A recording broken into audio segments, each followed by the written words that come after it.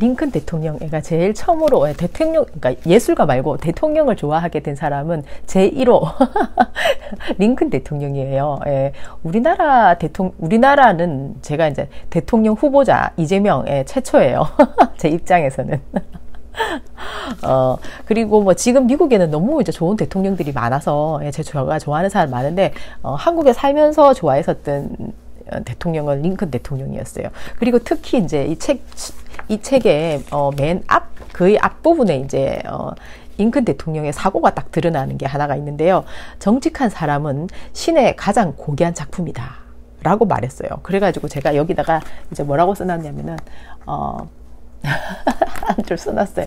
My father 이라고 써놨어요. 왜냐하면은 우리 집에 그 벽에 내가 아주 꼬마 딱질 때 그 정직이라고 써져 있는 그 이제 액자가 걸려 있었거든요. 그러니까 이걸 딱 보면서 생각이 갑자기 나는 거예요. 그래가지고 딱 적어놨었어요. 나도 몰랐는데 적혀 있네요. 그때 이제 적어놓길 잘한 것 같아요. 그때 그러니까 이거를 이제 한 줄 초록색 줄을 꺼놨는데요. 이것을 그으면서 제가 정말 나는 큰 유산을 받았다 하는 생각을 했었거든요. 그러니까 정직이라는 게 복잡한 게 아니잖아요. 그냥 내 자신에게 정직한 게 기본적으로 제일 중요한 것 같아요. 그러니까 내 자신에게 정직하면 너무너무 편하거든요. 강아지한테도 정직하게 되거든요. 강아지가 이제 똥을 싸면은 치우는 거 귀찮지만 그래도 이제 아무도 보지 않지만 딱 치워야지만 파리도 안 오고 다른 사람이 혹시라도 지나갈 때 기분 안 나쁘고 여러 가지 이제 생각을 가지게 되잖아요. 너무너무 작은 데서부터 출발하는 거죠. 그러니까 큰 것까지. 그래서 야, 다른 것보다도 내가 받았던 내 평생에 가장 큰 그 액자에 그 글자 하나 적혀 있는 거잖아요. 근데 그 유산을 받았다는 생각이 들더라고요. 예, 그래서 링컨 대통령의 이 한 줄이 저한테는 그때 그 당시에 또 다른 놀라움을 선사를 해줬어요. 어릴 때로 탁 저를 데리고 가주는. 그리고 이제 그 다음에 한 말은 뭐냐면은 사치의 전념성은 국가의 가장 큰 위협이다. 이렇게 또 써놨어요. 그래서 이제 사치스러운 것은 국가의 가장 큰 위협이다. 이 말을 저는 이제 새겨들었기 때문에 그러니까 새기고 있었어요. 미국 대통령이 이런 말을 했다면 미국 사람들은 굉장히 그럼 수수한가? 이렇게 이제 생각을 했던 거예요. 근데 막상 미국에 와 보니까 사람들 너무너무 수수한 거예요. 그러니까 사치하면은 좀 약간 창피한 일이 되는 거예요. 그러니까 왜 들키는 거 있잖아요. 사랑을 못 받고 있구나. 사랑을 받으면 사치할 이유가 없잖아요. 사랑을 받기 위해 사치하는 거기 때문에. 그리고 이제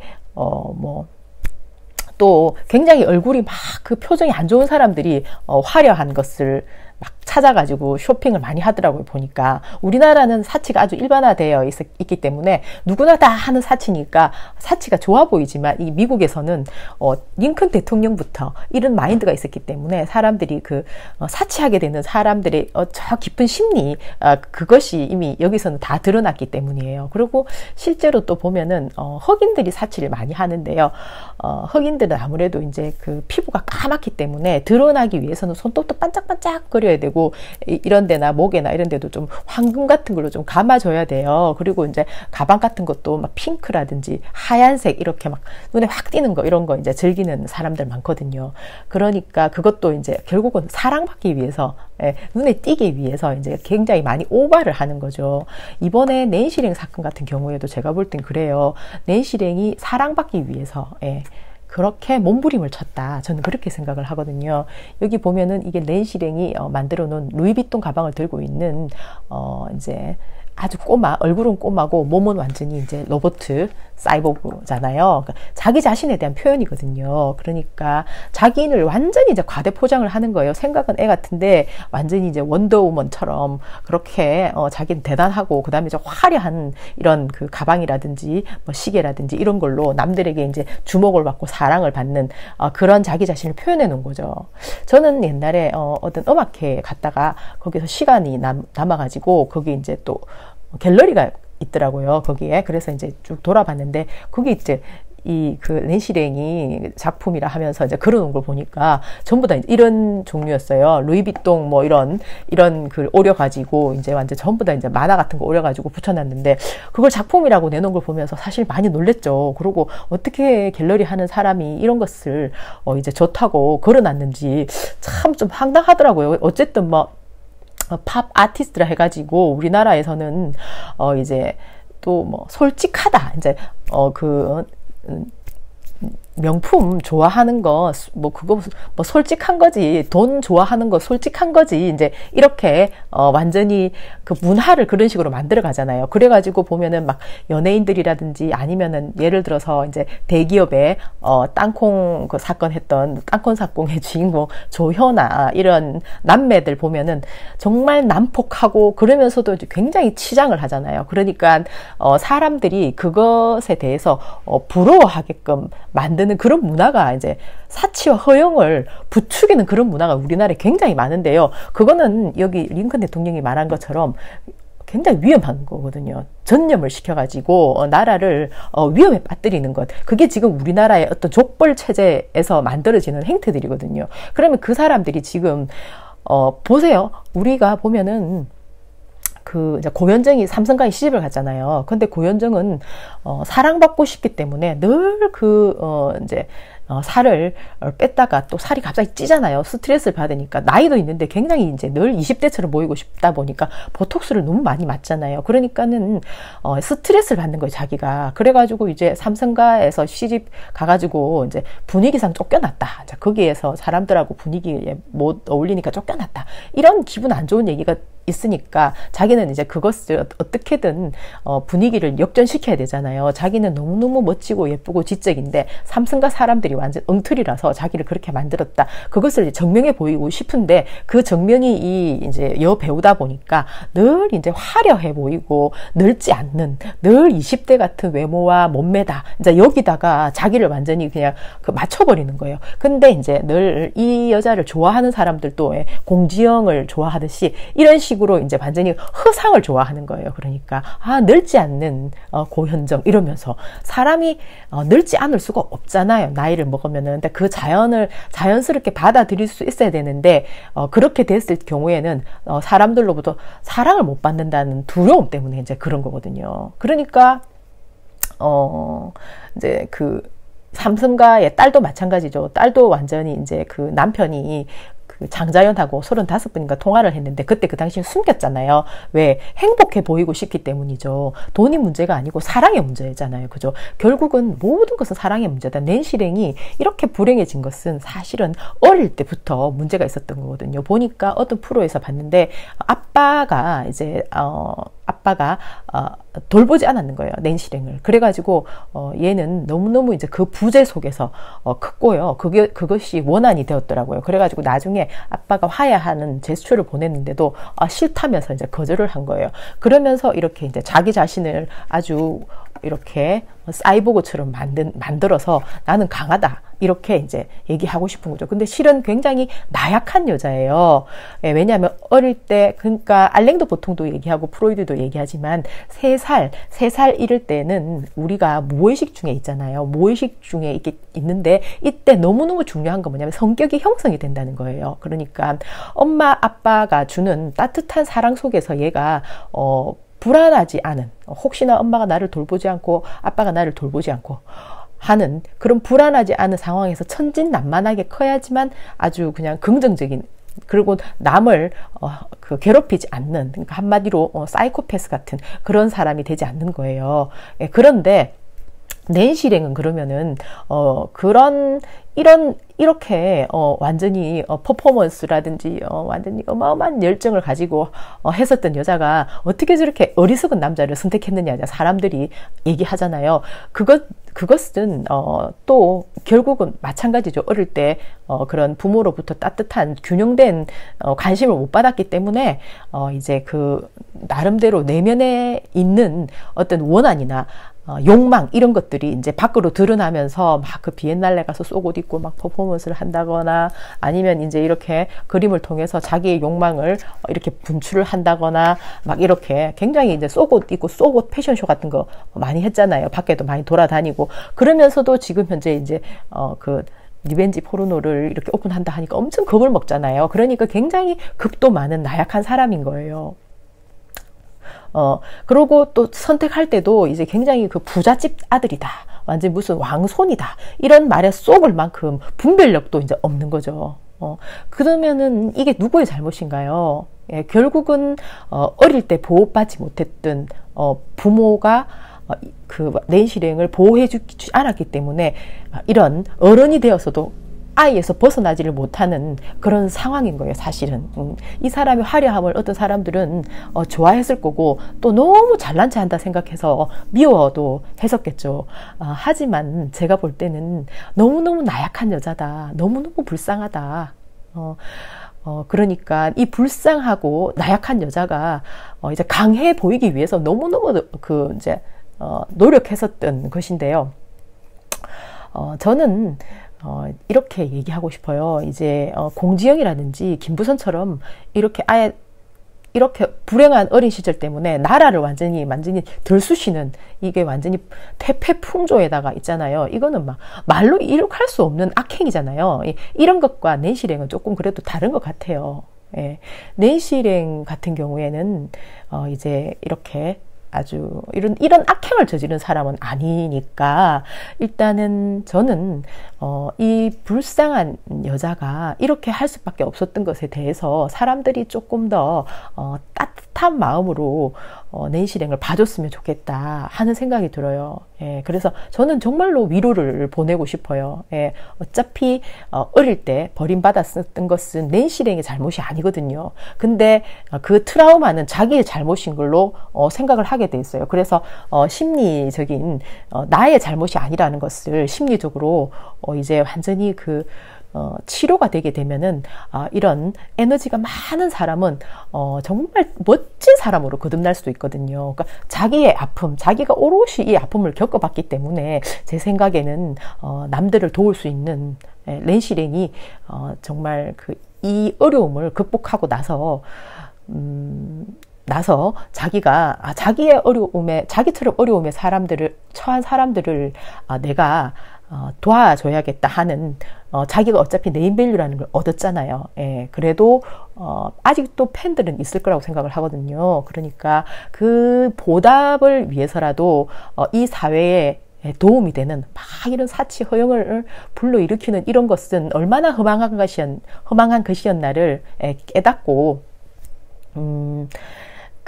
자기처럼 이런 불행한 일이 더 이렇게 커지지 않는 좋은 나라가 되었으면 좋겠다. 그런 생각을 하게 되는 그런 낸시랭이 되었으면 좋겠어요. 어쨌든 이 불행이 분명히 시간과 함께 해결되겠죠. 정면 돌파를 하든 아니면은 뭐 다른 방법을 찾든 저는 해결될 거라고 보거든요. 시간이 걸린다. 하지만 너무 많은 사람들이 지금 현재 이 불행한 여자에게 돌을 던지면은 이 사람은 세상에 좋은 일을 하기보다는 좋은 일을 할 수 있는 어떤 그런 에너지가 있는 사람이라고 저는 생각을 하거든요. 그래서 저는 응원을 보내고 시간과 함께 좋아질 거다 이렇게 생각하고 또 믿고 싶어요.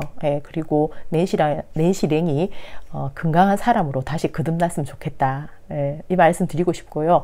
공지영은 제가 볼 땐 그래요. 너무너무 이제 분별력이 없다 보니까 오늘 또 보니까는 조직적으로 사람들이 자기를 이제 괴롭힌다 뭐 이런 식으로 얘기를 하는데요. 이 사람은 철이 너무너무 없는 거예요. 그러니까 자기의 어떤 자식들을 보면은 알 수가 있어요. 공지영에 왜 이렇게 철이 없는지를. 그러니까 이제 공지영은 자기는 애들한테 자기가 돈을 잘 벌었으니까 또 자기는 작가로서 이름이 있으니까 애들한테 자기 애 3명한테 잘해줬을 거라고 생각을 하거든요.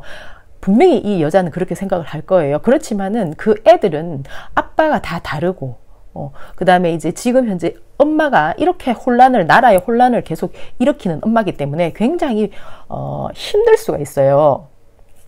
그러면은 지금 현재 애들이 많이 컸는데요. 3살 때를 한번 생각을 해봐요. 이 여자가 남편하고 그냥 헤어질 때 대부분 또 폭력으로 헤어졌잖아요. 그러면 얼마나 집안에 큰 소리가 많이 났겠어요. 근데 그 애들은 완전히 무방비 상태에 아무것도 모르고 그렇게 달달달달 떨고 그렇게 하는 어린 시절을 다 보낸 애들은 지금도 굉장히 성격적으로 남을 잘 못 믿는다거나 이렇게 됐을 가능성이 높거든요.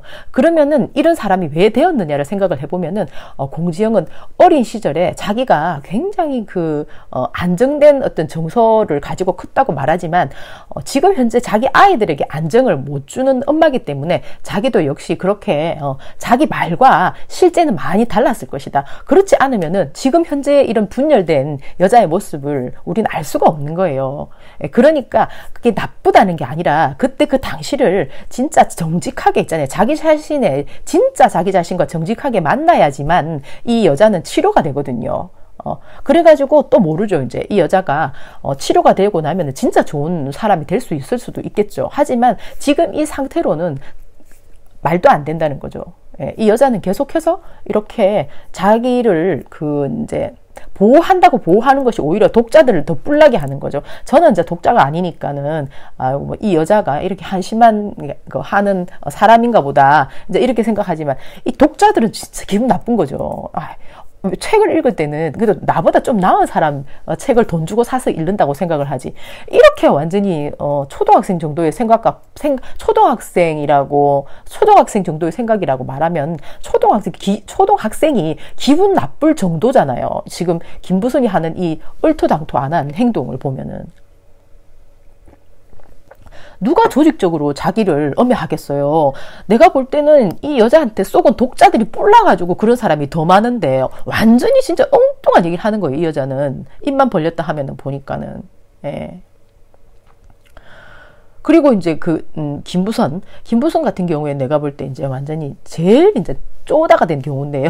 완전히 자기가 먼저 사람들을 가지고 놀다 보니까 이 여자가 완전히 철저하게 이제 이용당한 거죠. 일단 김영학, 하태경한테 철저히 이제 정치적으로 사용당했죠. 그죠? 그 다음에 이제 그 다음에 공지영하고 또 김영환하고 하태경이 합쳐가지고 이 정신없는 김부선을 갖다가 공작했잖아요. 그래서 공작당했어요.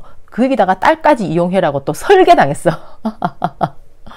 그죠? 그 다음에 이제 지금은 어떤가요? 지금은 또 이 완전히 야비한 강용석이한테 또 철저하게 이용당하고 있는 중이에요.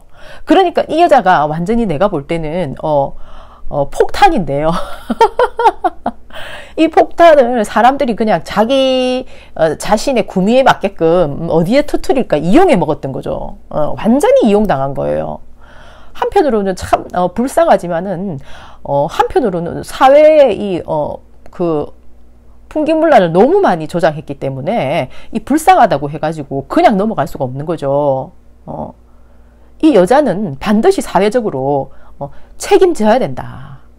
책임을 져야 돼요. 그래가지고 심리 치료를 받아서 다시 태어나든지, 아직까지 뭐 이제 나이가 이제 60살이라고 하니까 그래도 뭐 40년 더 살아야 되니까 다시 태어나야 되는 거죠. 정신적으로. 이런 악마성을 가지고 그대로 계속 살아나간다는 것은 너무너무 자기 자신도 불행하고 우리나라에도 해를 끼친다는 거예요. 그래서 안 된다. 저는 그렇게 생각해요.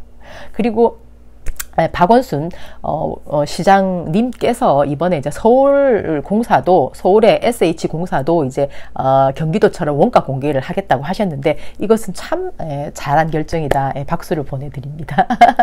그리고 이제 황교익 이분이 보니까 이제 이메일을 해킹했잖아요. 이제 뭐 결국은 이재명의 어떤 반대 세력, 적폐 세력인 거죠. 거기서 이메일을 해킹한 걸 보면서 정말 절망적이다 하고 한마디 한 걸 가지고 사람들이 뭐 아이고 너무 오버하네 이런 식으로 얘기를 하더라고요. 내가 볼 때는 이 황교익이라는 분이 그냥 뭐 그 이메일 해킹 하나만 갖고 그런 말을 했겠어요. 지금까지 일어나고 있는 이 1년의 상태들을 보세요. 이분이 좀 지성이 있는 분이라면은, 그리고 용감한 분이죠. 이런 말을 할 수 있는 것은. 우리나라 이 상황이 얼마나 진짜로 절망적입니까?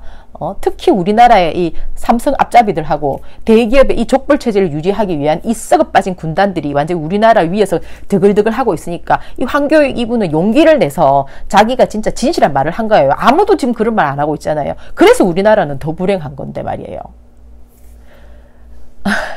그래도 이제 기쁜 소식 하나가 있었어요. 이재명 도지사님이 청년 배당하고 그다음에 산후 조리비가 복지부를 통과했답니다. 그래서 이제 전 너무 기분이 좋은 거예요. 어쨌든 이게 이제 그대로 실행이 되면은 굉장히 젊어지잖아요. 왜냐하면 그렇잖아요. 청년에 대한 정책이 경기도에 너무 많은 거예요, 지금. 문화예술 쪽도 그렇고, 그 다음에 이제, 창업을 할 수 있도록, 혹은 취업을 할 수 있도록, 그런 그 취업에 대한 어떤 그런 그 사람들이 정보를 이용할 수 있는 청년 공간도, 건립을 하잖아요. 그리고 또 이제 아파트도 따로 이제 신혼부부를 위해서, 몇십만 호를 탁 준비를 하잖아요. 그것도 돈 없어도 들어가 살 수 있도록. 진짜. 주옥 같아요. 저는, 우리나라의 이재명 후보자가, 이제, 링컨 대통령 같은, 그런 사람이 대통령이 되면은 될 수 있다고, 완전 확신을 하거든요. 어린 시절이 진짜 링컨 대통령의 어린 시절, 결국 변호사 됐잖아요. 독학으로. 완전히 진짜 가난한 집에서 태어나가지고, 독학으로 변호사가 돼가지고 대통령까지 된 사람이에요. 얼마나 어려움을 많이 겪었는지 몰라요. 대통령 되는 과정에서도. 이재명 도지사님이랑 어린 시절이 너무 닮았죠. 지금 이 어려운 과정을 겪고 있죠. 저는 결국은 우리나라도 진짜 한번 멋지게 도약할 수 있는 때가 올 거다. 전 그렇게 생각해요. 화이팅! 바이!